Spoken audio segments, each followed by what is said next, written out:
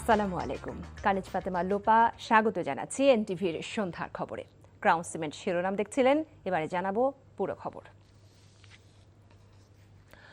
ক্ষমতাচ্যুত প্রধানমন্ত্রী শেখ হাসিনা এবং তার সরকারের মন্ত্রী ও সুবিধাভোগীদের পাচারের অর্থ ফেরাতে 11টি মামলা পরিচালনা করছে সরকার। সংসদে সাপ্তাহিক প্রশ্নোত্তরে এ তথ্য জানান প্রধানমন্ত্রী তারেক রহমান। এছাড়া 10টি গন্তব্য দেশের সঙ্গে চুক্তির উদ্যোগ নেওয়া হয়েছে বলেও তিনি জানান।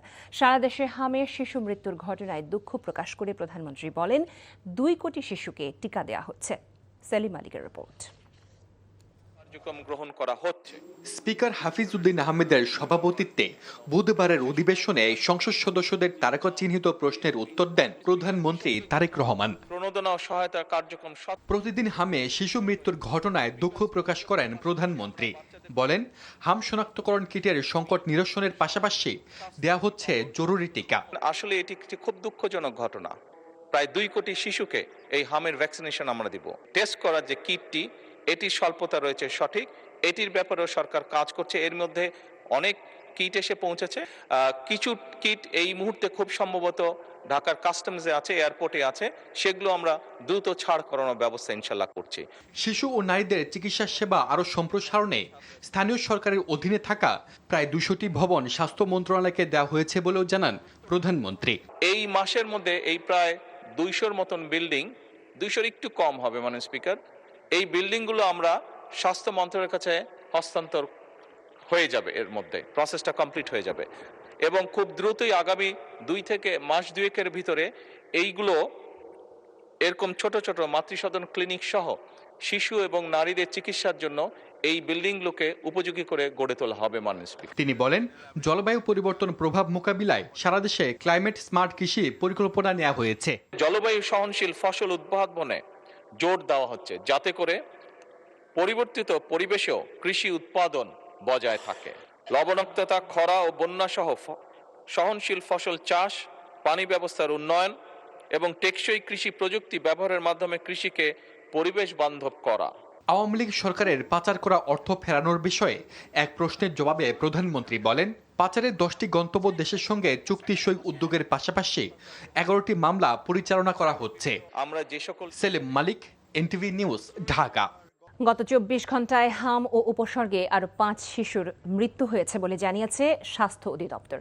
এদিকে সংক্রমণ নিয়ন্ত্রণ ও মাঠ পর্যায়ে সেবা বাড়াতে নতুন করে 1 লাখ স্বাস্থ্যকর্মী নিয়োগের সিদ্ধান্তের কথা জানালেন স্বাস্থ্যমন্ত্রী সরদার সাখাওয়াত হোসেন।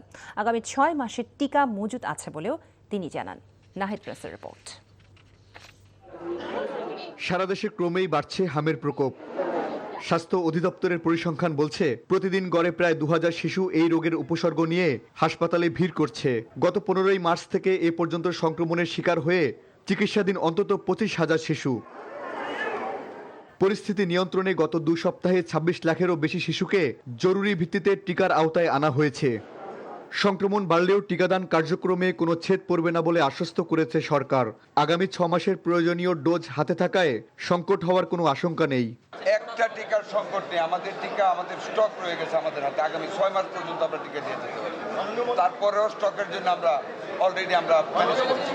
তবে কেবল টিকাদান নয়, দীর্ঘমেয়াদী সংকট সমাধানে জনবল ও নিরাপত্তায় বিশেষ নজর দিচ্ছে মন্ত্রণালয়। স্বাস্থ্য খাতে সেবা প্রান্তিক পর্যায়ে পৌঁছে দিতে 1 লাখ নতুন স্বাস্থ্যকর্মী নিয়োগের ঘোষণা দেয়া হয়েছে।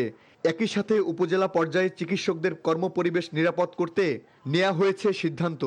আমরা 1 লক্ষ স্বাস্থ্যকর্মী নতুনভাবে নিয়োগ করতে যাচ্ছি। প্রসেস হচ্ছে স্বাস্থ্য সেবার মান উন্নত করার জন্য আমাদের কিছু কিছু লোক আমাদের সম্মানিত ডাক্তারদের উপর আঘাত আনে।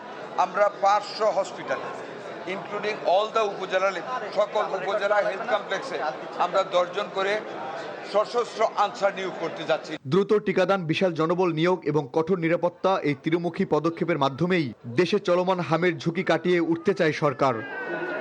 Nahid Prince, NTV news, Dhaka.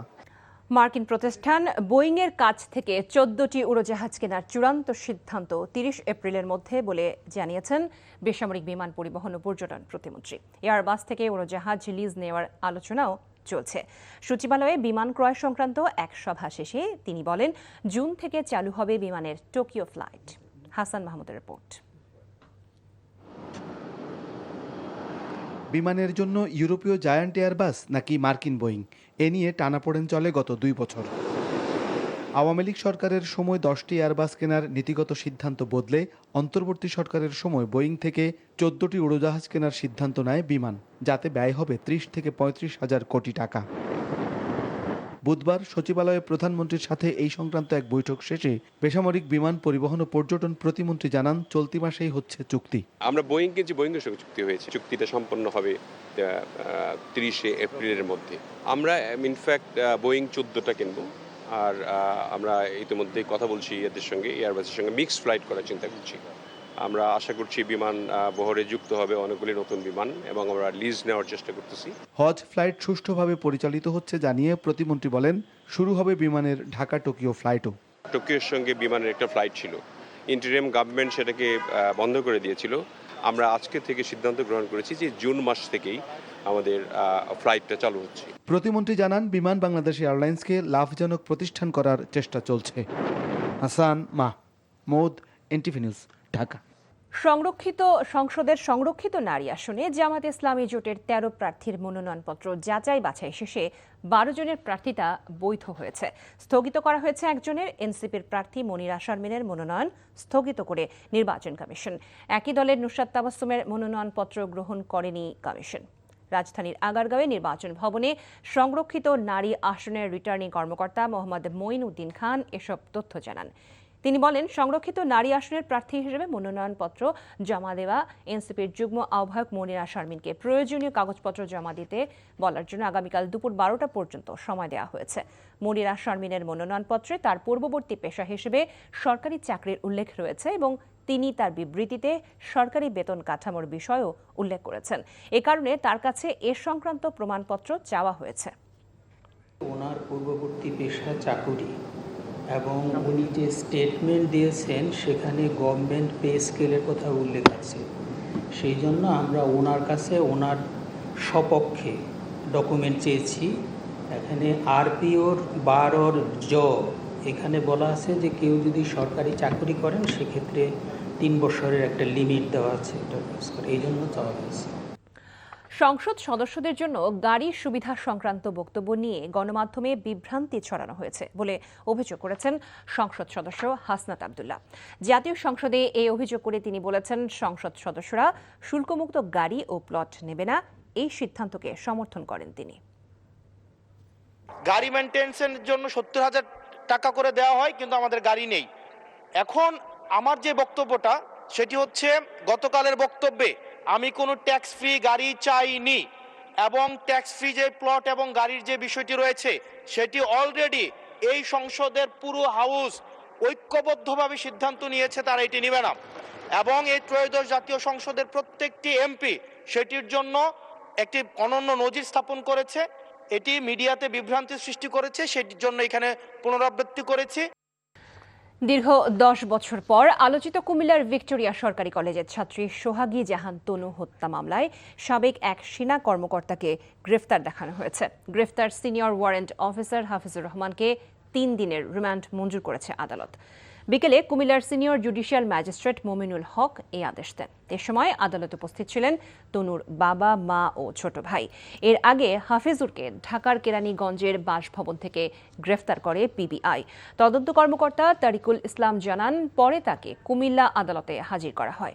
গত 6 এপ্রিল এই মামলার 7ম তদন্ত কর্মকর্তা 3 সন্দেহভাজন sergeant Zahid, warrant officer Hafizur Rahman ও সৈনিক শাহিনুল আলমের ডিএনএ নমুনা ক্রস ম্যাচ করার জন্য আদালতের অনুমতি চেয়েছিলেন। আদালত সূত্র আরও জানায়, এ পর্যন্ত মামলার 80টি ধার্য তারিখ পার হয়েছে এবং 4টি সংস্থার 7 তদন্ত কর্মকর্তা মামলাটি পরিচালনা করেছেন। চট্টগ্রাম সরকারি সিটি কলেজে ছাত্রদল ও ছাত্র শিবিরের মধ্যে সংঘর্ষের পর ক্লাস ও পরীক্ষা বন্ধ রয়েছে। ক্যাম্পাস জুড়ে জোরদার করা হয়েছে নিরাপত্তা ব্যবস্থা। ঘটনার সুস্থ তদন্তের জন্য 3 সদস্যের তদন্ত কমিটি গঠন এবং আগামীকালও ক্লাস পরীক্ষা বন্ধের সিদ্ধান্ত নেওয়া হয়েছে কলেজের একাডেমিক কাউন্সিলের বৈঠকে। চট্টগ্রাম থেকে আরিজ আহমেদের তথ্য এবং ছবিতে ইমরুল কায়েসের ডেস্ক রিপোর্ট। ছাত্রদল ও ছাত্র শিবিরের নেতাকর্মীদের মধ্যে সংঘর্ষের ঘটনাকে কেন্দ্র করে ক্লাস ও পরীক্ষা বন্ধ রয়েছে চট্টগ্রাম সরকারি সিটি কলেজের। ফলে ক্যাম্পাস জুড়ে বিরাজ করছে থমথমে অবস্থা। ক্যাম্পাসে নিরাপত্তা বৃদ্ধিতে মোতায়েন করা হয়েছে অতিরিক্ত আইনশৃঙ্খলা বাহিনীর সদস্য। সংঘর্ষে শিবিরের আহত কর্মীদের দেখতে হাসপাতালে যান ডাকসু ভিপি সাদিক কায়েম। ঘটনার সুষ্ঠু তদন্ত ও অভিযুক্তদের শাস্তির আওতায় আনতে পুলিশ কমিশনারকে স্মারকলিপি দেন তিনি। তো জুলাই বিপ্লবের পরে কেন এই ধরনের আইন শৃঙ্খলা বাহিনী এই ধরনের হামলা কিভাবে তারা বৈধতা দেয়, তারা কেন নীরব ছিল? তো আমরা তাদেরকে বলেছি যারা এই ধরনের দায়িত্ব অবহেলা করেছে, পুলিশের যে সকল সদস্য ওখানে উপস্থিত ছিল হামলার সময় ছাত্রদলের সন্ত্রাসীদেরকে যারা বাধা দেয় নাই তাদেরকে বিচারের আওতায় নিয়ে আসা হয়। অন্যদিকে ছাত্রদলের নেতাকর্মীদের উপর শিবিরের হামলার প্রতিবাদে সমাবেশ করেছে চট্টগ্রাম মহানগর ছাত্রদল। এ সময় দলের কেন্দ্রীয় সাধারণ সম্পাদক নাসির উদ্দিন সংঘর্ষের সুষ্ঠু তদন্তের দাবি তোলেন। শুধুমাত্র একটি গ্রাফিতি লেখার কারণে আপনারা যে সন্ত্রাসবাদকে উস্কে দিয়েছেন সে থেকে বোঝা যায় যে আপনারা বাংলাদেশের বিভিন্ন শিক্ষা প্রতিষ্ঠানে স্বাভাবিক কার্যক্রম পরিচালনা করতে আপনারা দিতে প্রস্তুত নয় বলে আমরা মনে করি। এদিকে সংঘর্ষের ঘটনার সুষ্ঠু তদন্ত করতে 3 সদস্যের কমিটি গঠন এবং বৃহস্পতিবারও ক্লাস পরীক্ষা বন্ধের সিদ্ধান্ত নেওয়া হয়েছে একাডেমিক কাউন্সিলের বৈঠকে। আর সংঘর্ষের ঘটনায় জড়িতদের ধরতে অভিযান চলছে বলে জানিয়েছে সিএমপি কমিশনার। আমরা শিক্ষা প্রতিষ্ঠানগুলোতে পর্যাপ্ত প্রস্তুতি নিয়েছি যাতে এই ঘটনা না বাড়ে এবং এই ধরনের সমস্যা যাতে আর স্প্রেড করতে না পারে আমরা এই জন্য পর্যাপ্ত ব্যবস্থা নিয়েছি। সমস্ত শিক্ষা প্রতিষ্ঠানে আমাদের নজরদারি আছে এবং পর্যাপ্ত পরিমাণ ফোর্স মোতায়েন আছে। Imrul Kayes, NTV news desk. Supreme কোর্টের আপিল বিভাগ ও হাইকোর্ট বিভাগে আজ ভার্চুয়াল পদ্ধতিতে বিচার কাজ পরিচালিত হয়েছে।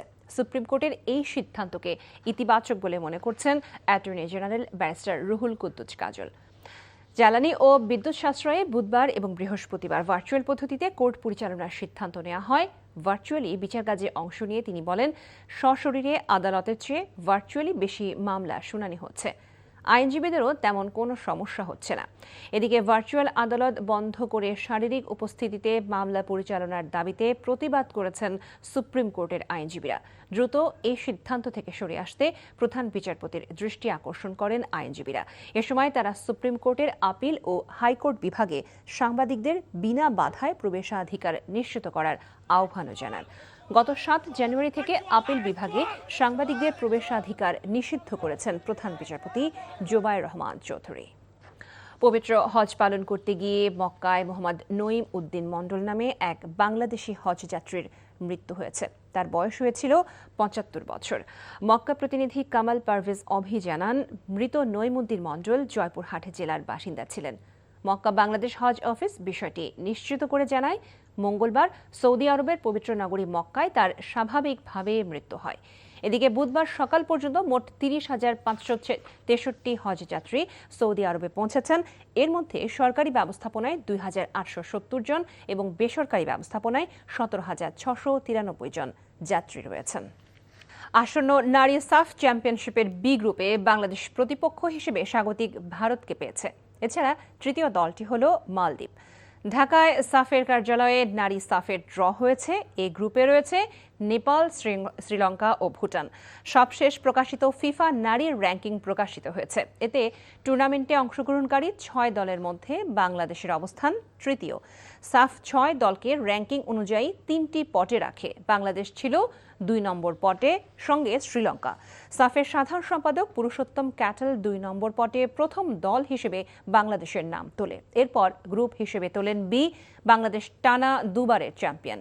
এবার ঋতুপর্ণাদের সামনে হ্যাট্রিক চ্যাম্পিয়ন হওয়ার মিশন। 25 মে ভারতের গোয়ায় শুরু হচ্ছে সাফ চ্যাম্পিয়নশিপ।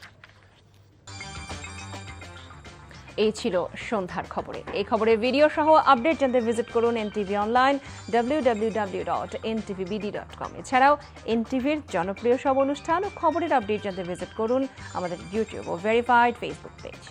রাত 10:30টায় রাতের খবর দেখার আমন্ত্রণ জানিয়ে বিদায় নিচ্ছি। সবাইকে ধন্যবাদ এতক্ষণ সাথে থাকার জন্য।